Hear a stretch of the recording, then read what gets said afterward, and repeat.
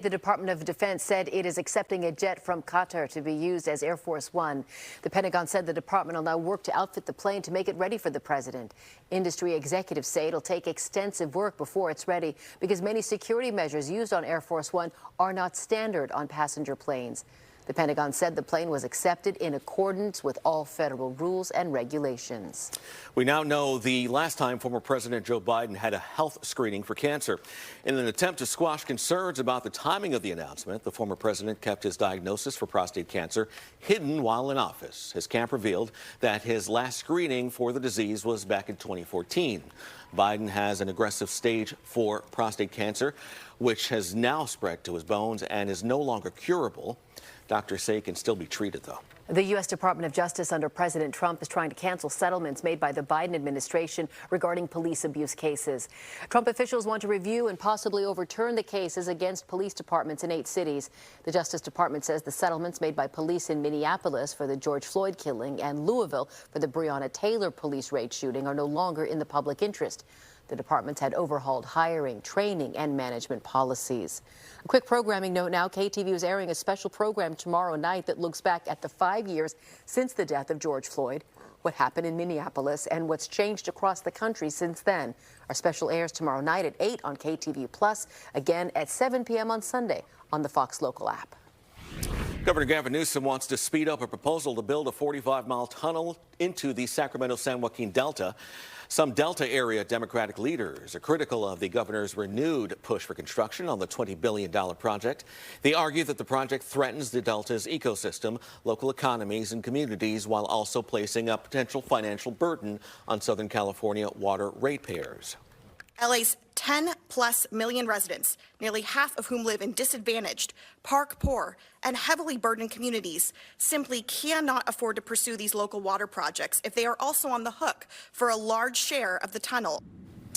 The infrastructure project would divert water from the Sacramento River and Sacramento-San Joaquin Delta to Southern California. California's Natural Resources Secretary says the project is key to improve the water supply for the state, the reliability of the state water supply, as well as resilience and resilience to earthquakes and climate change as well. There is a push to enforce a California law passed in 2017 that requires high schools to allow students to wear tribal regalia at graduations. Many schools have created what some call roadblocks to the legislation. Earlier on Mornings on 2, we talked live with a Southern California lawmaker behind a bill that would eliminate those obstacles.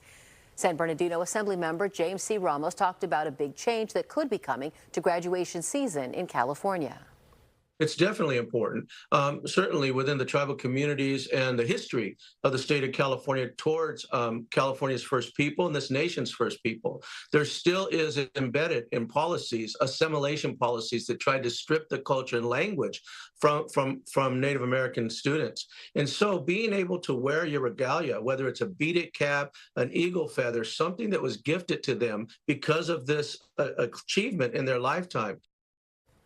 Schools say there needs to be a process for all students to ensure graduation adornments are respectful and appropriate to various cultures.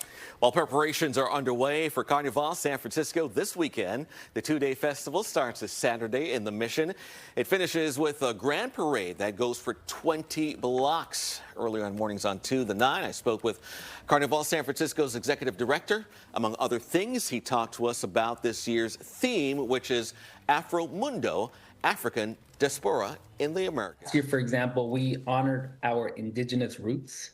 And so this year felt only right to balance it by also now highlighting our African diasporic traditions and heritages. So this year's theme, Afro Mundo, puts all of those beautiful jewels and traditions that Africa brought here to the Americas and continue to shape the present and future of this side of the world.